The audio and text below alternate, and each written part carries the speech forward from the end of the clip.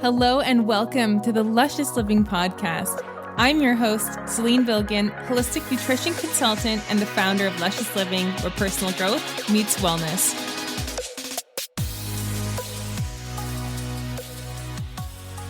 Welcome everyone to the Luscious Living Podcast. I am so excited to interview Brett from the Natural Zen store.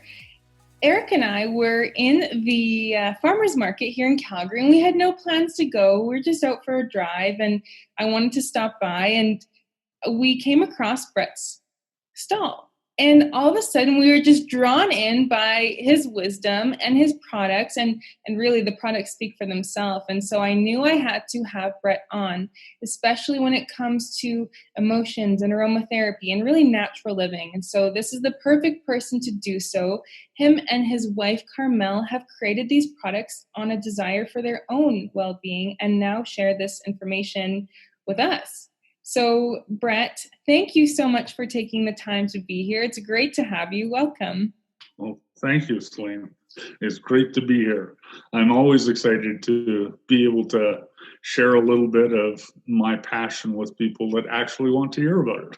I love it. Amazing. Well, I really want to know, because we had touched on briefly that this was not your career. You just, you came from your own desire to do this. I'd love to find out what made you want to have this product out there. Most of it came from the fact that I ended up coming down with COPD when I was fairly young. I was actually about 40, and I got to the point where I was nebulizing a couple of times a day, and of course the medical community told me that I'd never get better. It just goes downhill from there and whatnot. But I was fortunate enough to believe that natural health can actually combat a lot of these long-term issues. And my lovely wife, Carmel, was actually really educated in it. She actually at one point had her own raw food restaurant down in Montana. Oh, wow. She was well educated in the idea of, natural foods, natural things can truly change your health. So we started trying to change my health and get better. And as we went on that process, of course, our lives really started coalescing around all of the things in our own lives that actually made my breathing worse. Mm-hmm. And artificial fragrances is, of course, just horrendously bad for me. I mean, I start walking down a laundry aisle and I can actually feel my lungs starting to shut down. Yeah. So we looked around and we were thinking, geez, it would be really good to start something that is about actually helping people lead a more healthy, natural life. Provide them with something. Because every time you turn around, you see these companies starting up and they're going, oh, we're non-toxic, except for this, because you got to make a buck. And we're eco-friendly, except for this, because you got to make a buck. We wanted to do something that was actually non-toxic and actually non-detrimental. And I believed, and I've been lucky because I've started a number of companies before, and I've had some fairly good luck. So I figured we were actually able to truly make a profit mm-hmm. without compromise. Mm-hmm. Still maintain that ideology that non-toxic actually means non-toxic. So when we started down that path, it was mind-boggling, because every time you turn around, these things that you take for granted or that people are telling you are non-toxic, there's still toxins in them, and it's legally non-toxic. Right. It just doesn't actually make it non-toxic. So they're still bad for you. Mm-hmm. And when my health started turning around, by trying to get rid of some of this stuff, one of the things that became really, really clear to me is if you can actually make your home this non-toxic sanctuary, the body can actually begin to heal. And it's amazing what the body can do if you give it that half a chance. But it actually has to be non-toxic, not just less toxic. Because when it's less toxic, the body's still fighting toxins. Less hard, without a doubt, but it's still fighting the toxins. You actually have to make it non-toxic so the body can actually change modes and go into healing mode. And when we started cleaning up our lives, I actually started getting better. My health, my lungs, regardless of what the medical community said, my lungs have gotten better. I can actually exercise. I can do things that I couldn't 10 years ago. Wow. And it's just from changing our lifestyle. Wow, I love that. And there's so many things I want to unpack inside of that. So you mentioned non-toxic living. What are some of the things that people might not be aware of when it comes to some of their household products or their candles, for example?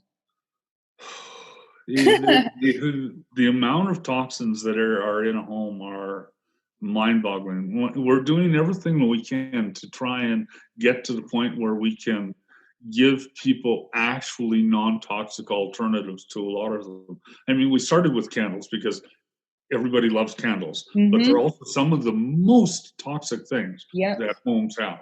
It's mind-boggling how bad regular like paraffin candles are. They're literally deadly toxic, and a lot of people think, oh, it's just not good for you. No, there's actually deaths linked to burning these candles. They're just hideously toxic. So that was obviously the first place to start because nobody really makes a non-toxic candle. And I can't blame a lot of the candle companies because they don't actually know. Okay, they buy their wax from a wax company, and legally you're allowed to include up to like 10% paraffin or other chemicals and whatnot and still call it pure like soy wax. In reality, though, there's still toxins in there.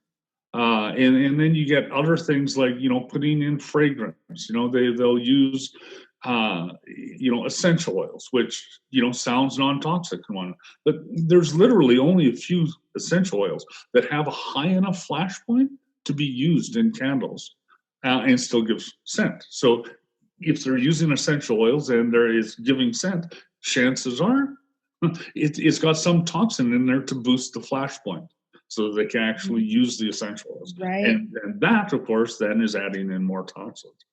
So it was like every time I turn around, it's just more ways that they're doing this toxically.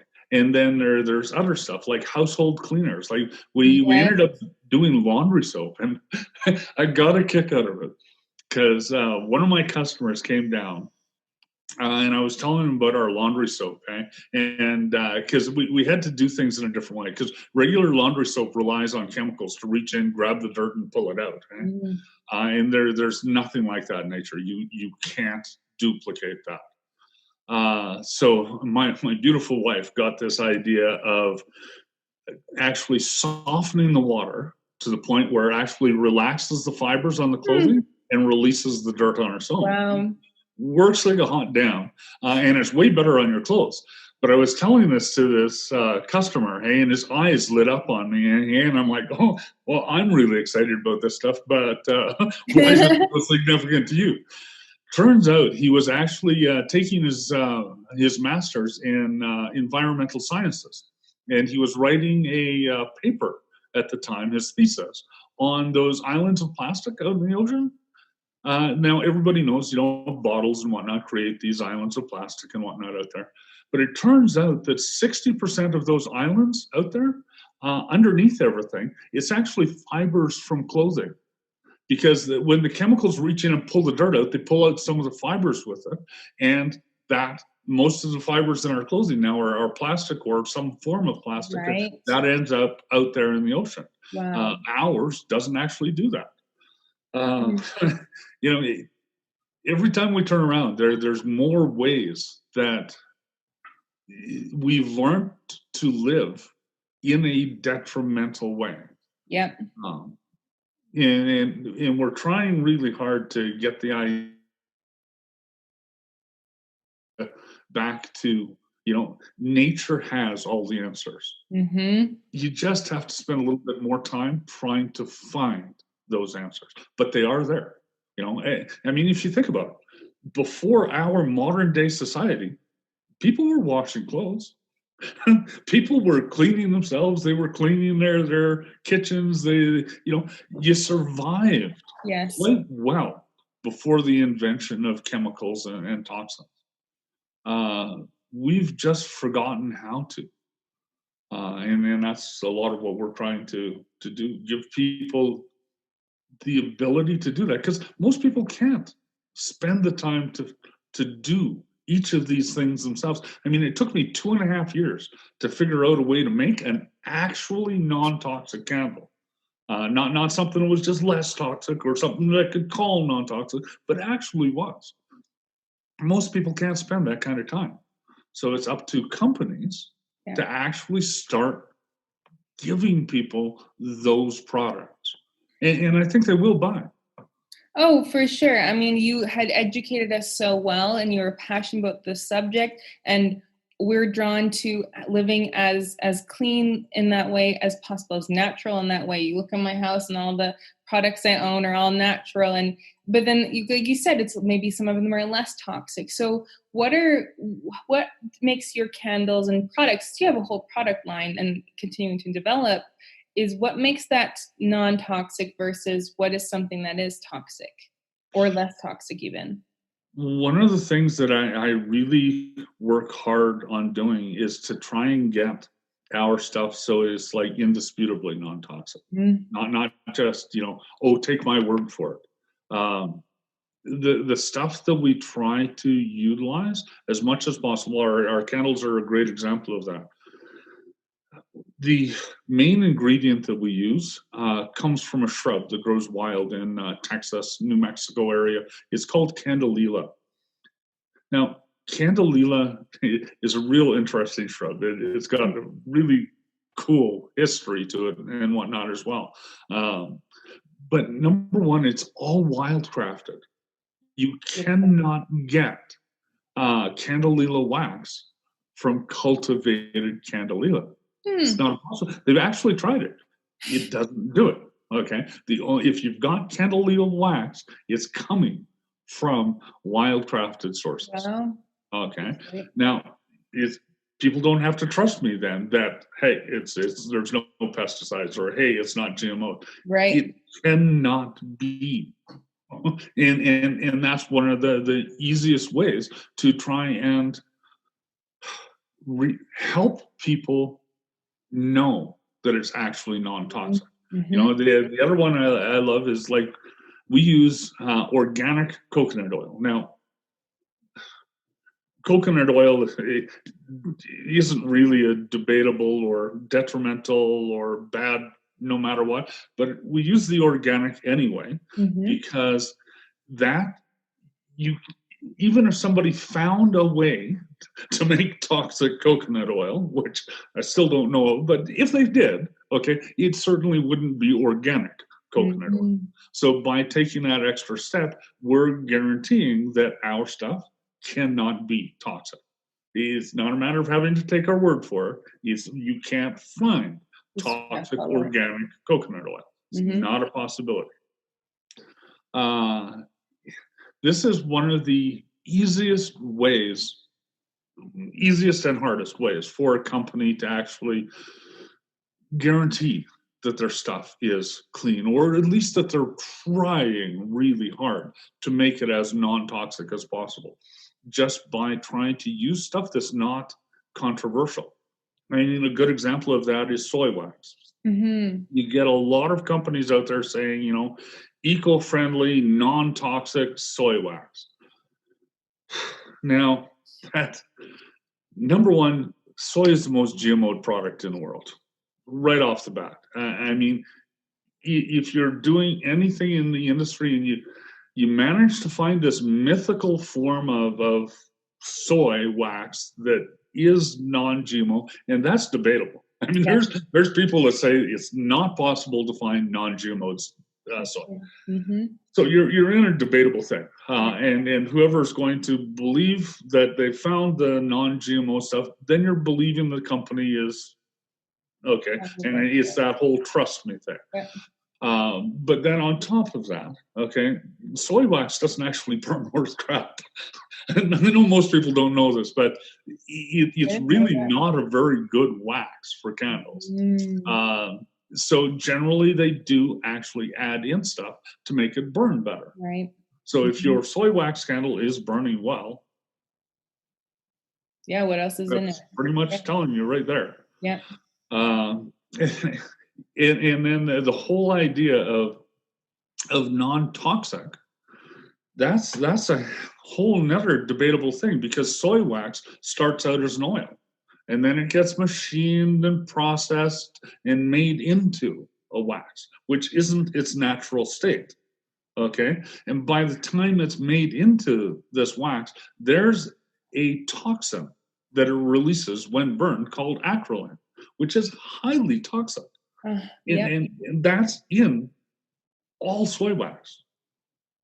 And that process of making it into that soy wax is a lot of the reason why it's there.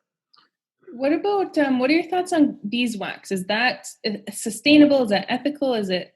There's a lot of good things. I love bees. I love wax. I love honey. I actually make mead at home. Nice.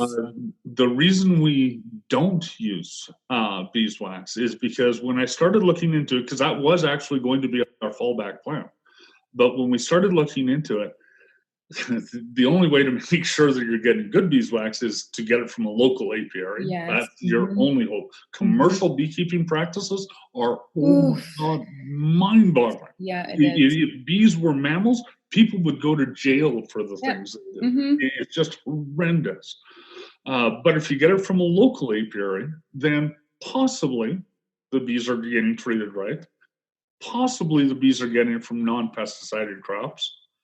Possibly they're getting it from non-GMO stuff, but you don't really know. Yeah, it's very hard. And then we're back into the whole, well, my beeswax is okay, but maybe somebody else's isn't. Trust me. You know, and I don't want people to just trust us. I want people to actually know that it's good. You know, and I think that business is moving in the direction of transparency, whether some businesses like it or not. And at the end of the day, people do their research, people talk to each other, and that's what's important. Is you're saying, like, here, this is we want the same answers as you do. Yes. Right. And so that translates. It really shows, especially when I met you, and the candles we had, where they were not overpowering. Like, I feel nauseous if I'm around, like you said, the detergent aisle, or even candles from companies' own name. I don't feel good.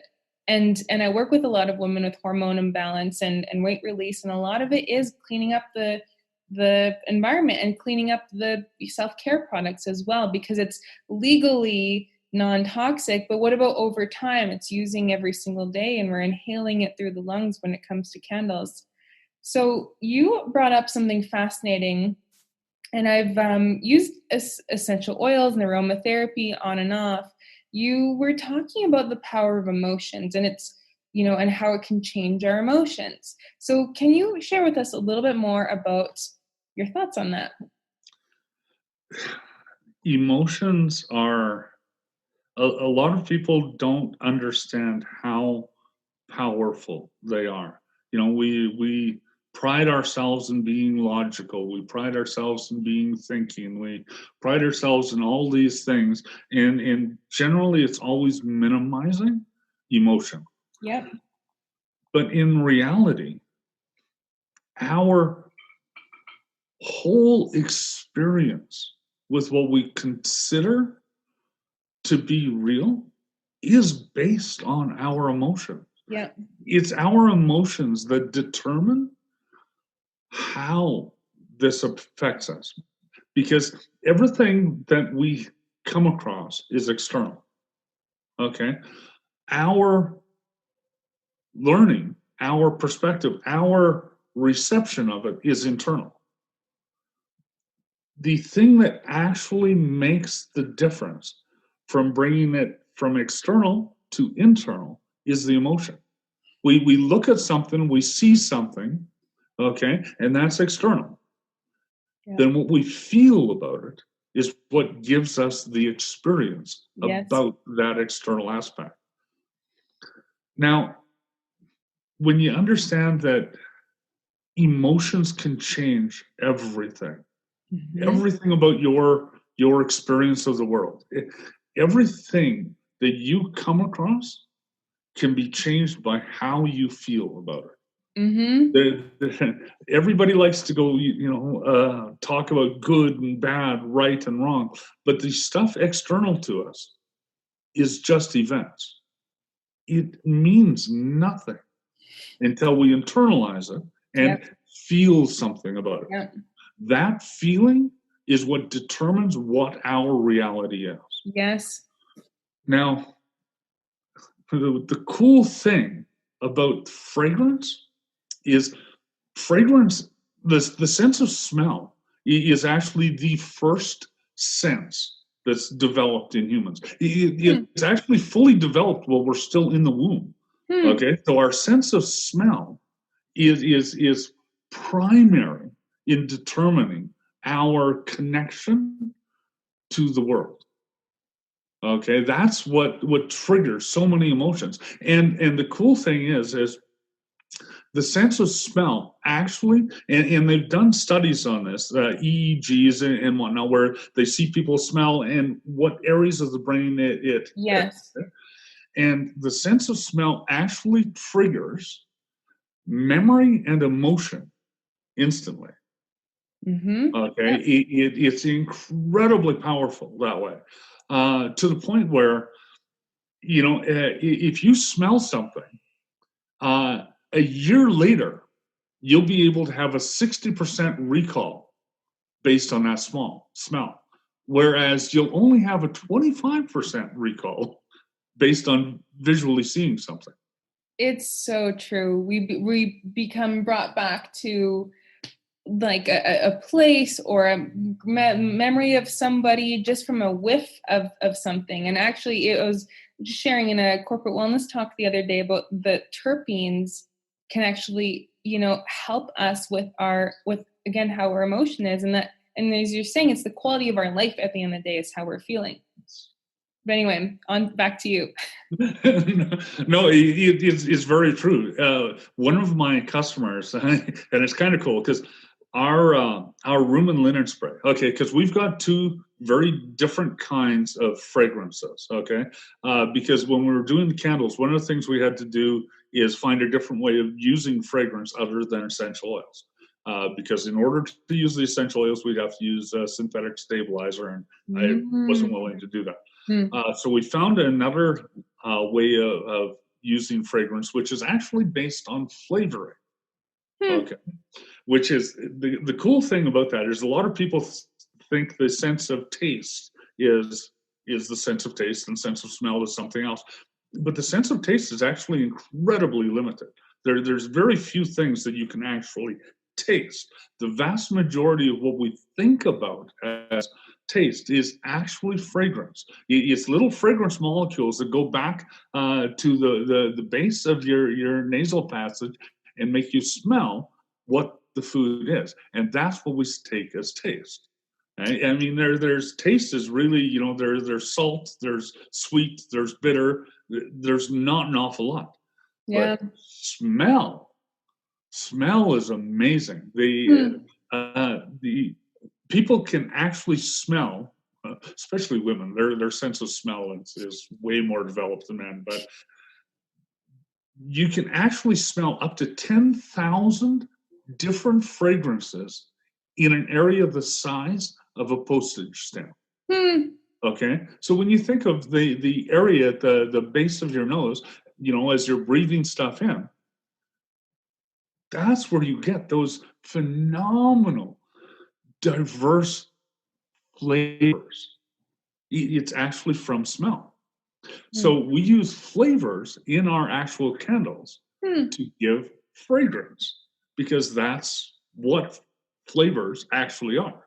But consequently, they're not super condensed like regular essential oils are. Regular essential oils are super concentrated, usually steam distilled and whatnot, which is awesome for health, and they do all sorts of things, and they actually trigger physiological changes. Mm-hmm. The flavorings that we have aren't super concentrated, and they don't do that. However, they do trigger emotion. And we use them in our room and linen spray. So it's not an essential oil that we've gotten now. But what they do is mind-boggling. Okay, we've got this one room and linen spray that I've got a customer. She's got a very high stress job, and whenever she starts getting stressed out at work, she'll actually spray it on the back of her chair. Close her eyes and picture being on vacation. Okay, and it's this coconut key lime fragrance, and it completely changes her mood for like at least an hour or two, and that break in the level of stress changes her health. Oh, for sure. Yep. It's amazing what it does. You know, we've got another one, our Sweet Dreams.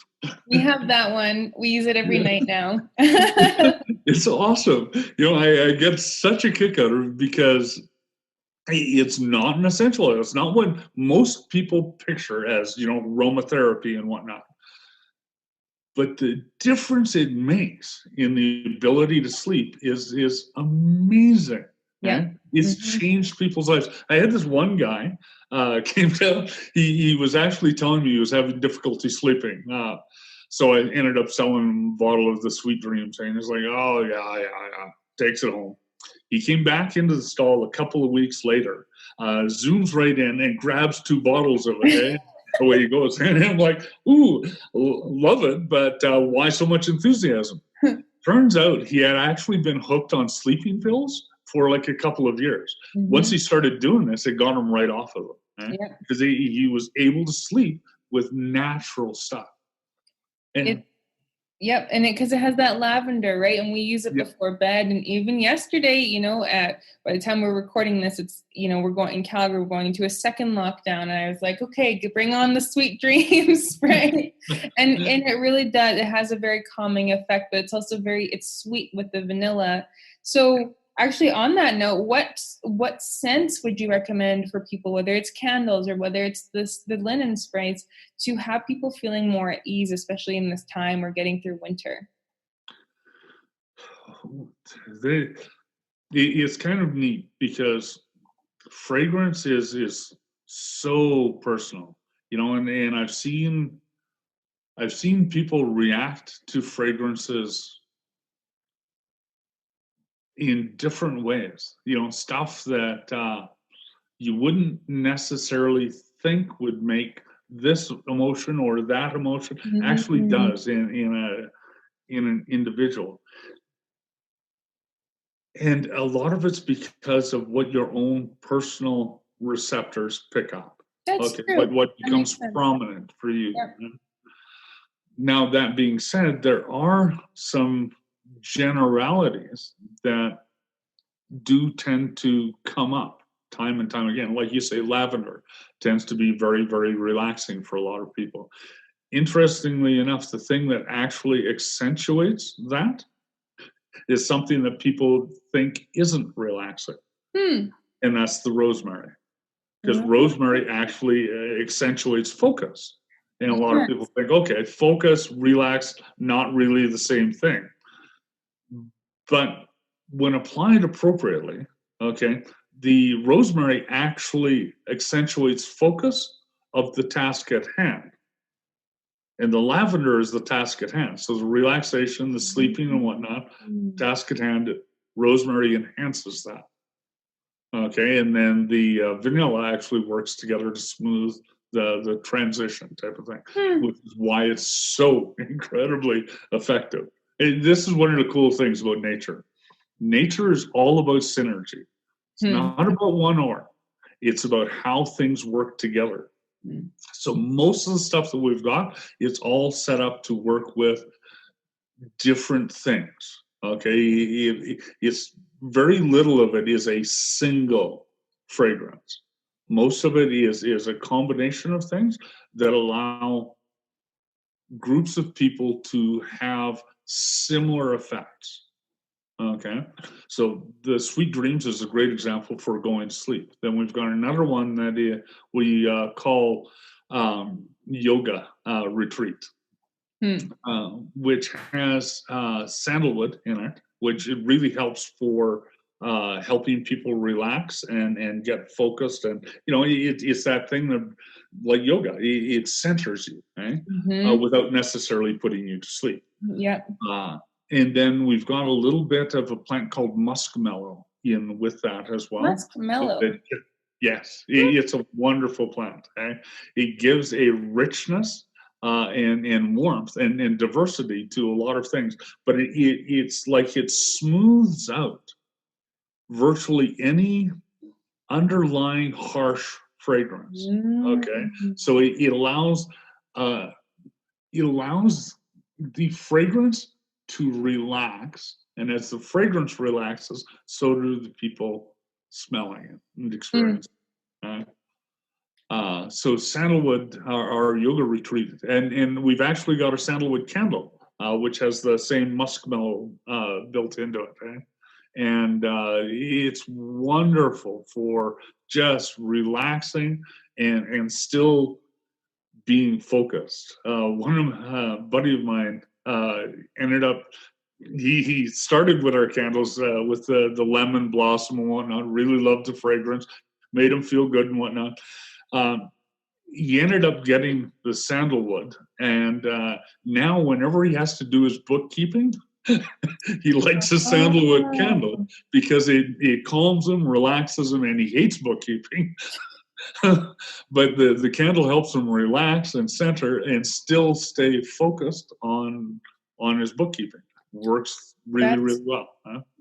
That's so great. I had the amber musk, and it was just something that I had. It's not like, yes, candles are cozy, but there's a scent to it that was, it just, I don't know what it was. It was hard to describe. And I think this is I think even aromatherapy and scent and emotions are still such an untapped space, but it's one of those experiential things where that you start to, how you feel. And same with, again, coming back to lavender, I was on sleeping pills when I was 16 years old, and it wasn't until I started finding about yoga and meditation and food, and I realized that the lavender even still helps me to slow down my breathing, and that's what helps with sleep. And so plants are such powerful allies, and you've tapped into sharing this with so many people.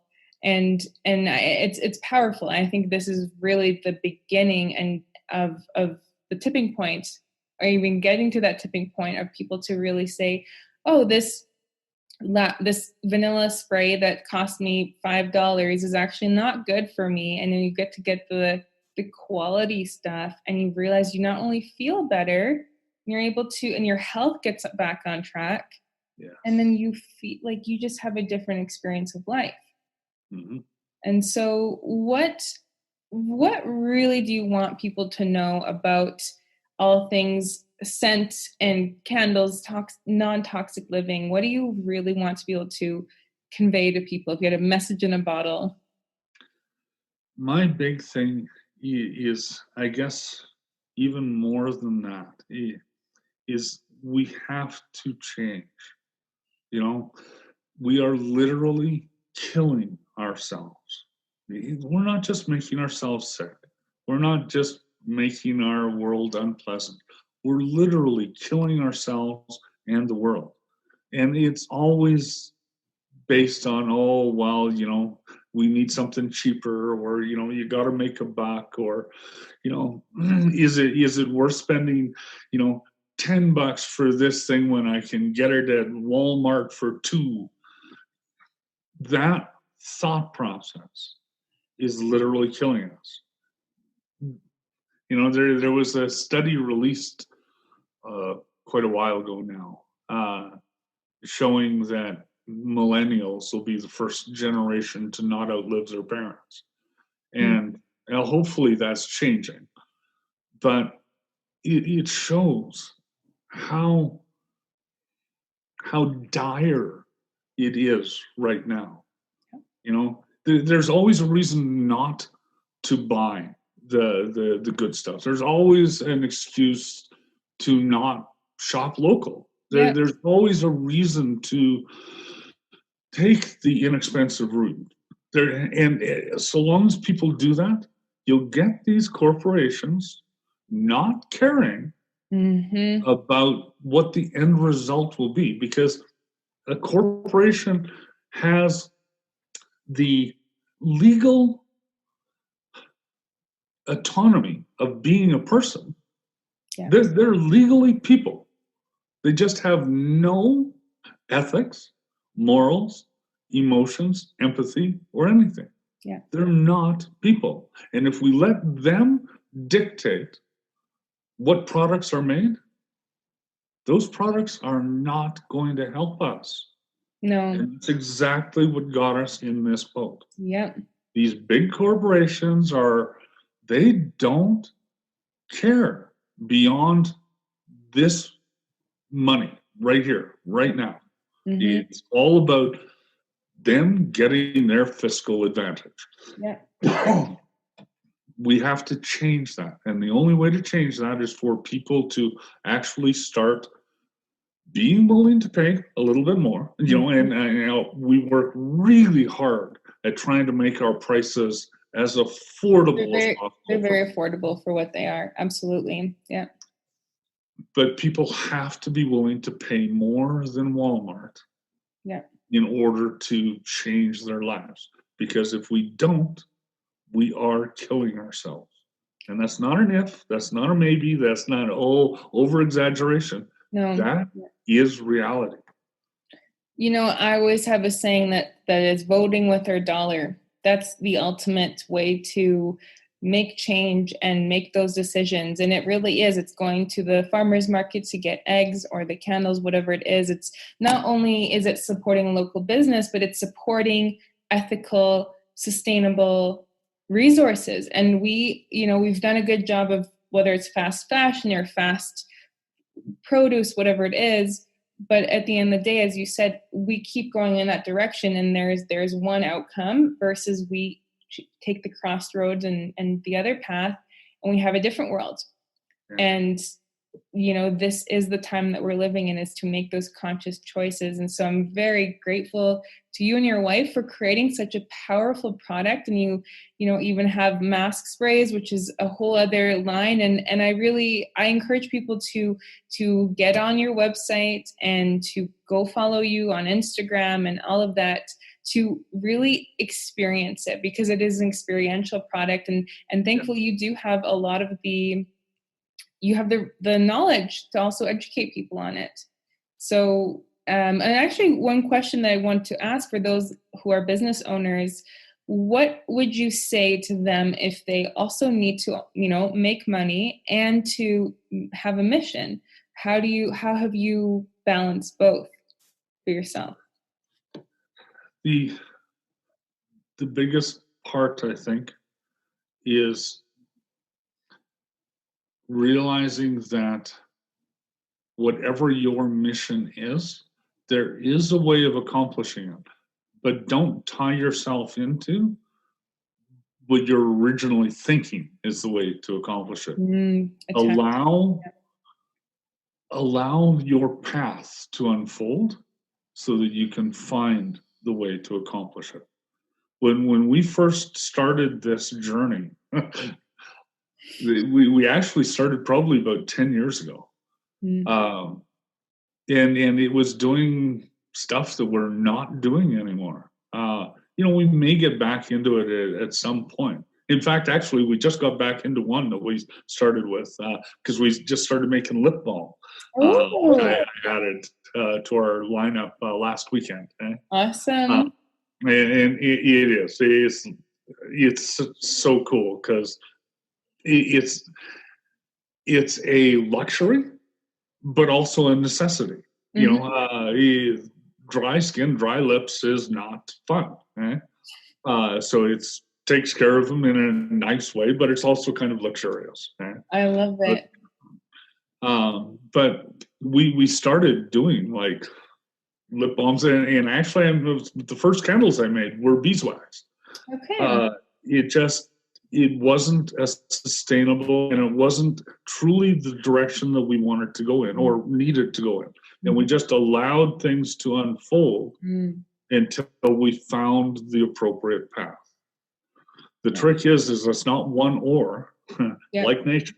Yeah. It's being willing to accept what the universe puts in front of you.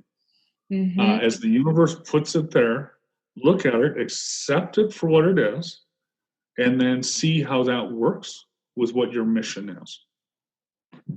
And you'll find that life advice as well as business advice. I love it. It's that persistence and also being open and unattached to the outcome. But when you have the clarity of goal or vision, we end up taking turns about how we get there.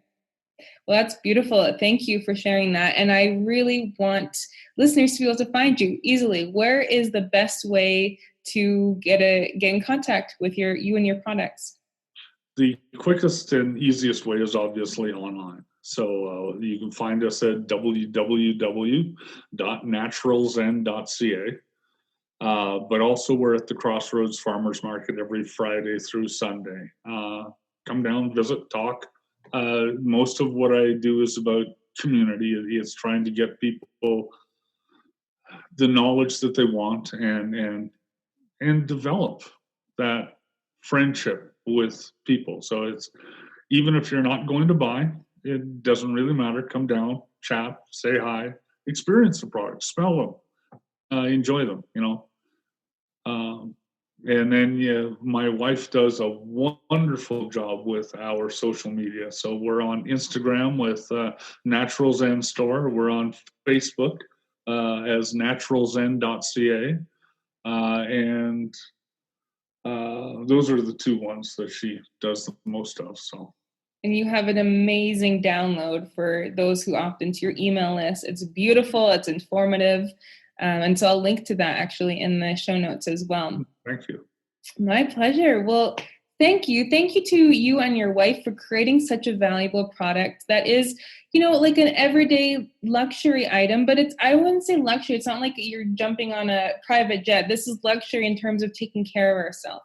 Yeah. And so maybe, having those little touches throughout the day activate that sympathetic or parasympathetic system where we get to relax, right? And we are not in the stress of things. And so you have again, I've said this before, an amazing product, and I'll link to the show notes. Thank you so much for coming on and sharing your wisdom with us. Thank you for having me. It's been a really joy. I love what you're doing with your podcast and your whole mission. The whole luscious living idea is an awesome idea. And I really treasure the fact that you're out there trying to help women through a lot of what can be really tough times. And the more toxic things get, the tougher those times are going to be. Yeah. And trying to show women an alternate way of dealing with things so that it doesn't have to be that tough. I really applaud you for, going through it with us and making it work. Thank you. Thank you. Well, thank you for tuning in, everyone, and we will see you for the next episode. Thank you so much for tuning in. Please give the show a 5-star review if you feel like you learned something new today. All of the mentioned links will be in the show notes. And also, are we connected on Instagram? Find me over at _lusciousliving_ and come say hi. See you next episode.